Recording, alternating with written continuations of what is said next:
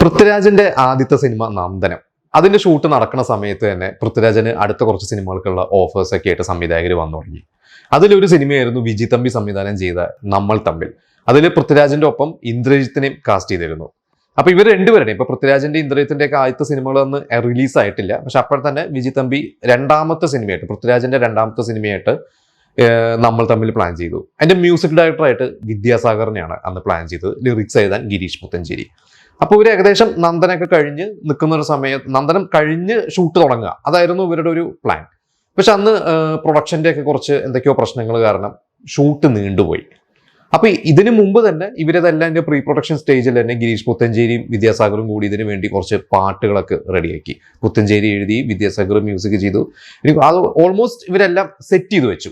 പക്ഷെ എൻ്റെ റെക്കോർഡിംഗ് ഒന്നും നടന്നിട്ടുണ്ടായിരുന്നില്ല. പക്ഷെ ഇവർ കമ്പോസിങ് കാര്യങ്ങളൊക്കെ ചെയ്തു വെച്ചു. അപ്പൊ ഷൂട്ട് തുടങ്ങണ ഒരു സമയം നീണ്ടുപോയപ്പോൾ ഈ സമയത്ത് വിദ്യാസാഗറിന് വേറെ സിനിമയുടെ തിരക്കായിട്ട് വിദ്യാസാഗർ പോയി. അപ്പൊ പകരം വിജി തമ്പിയുടെ തന്നെ മുമ്പത്തെ സിനിമകളുടെയൊക്കെ മ്യൂസിക് ചെയ്ത എം ജയചന്ദ്രൻ ഈ ടീമിലേക്ക് എത്തി.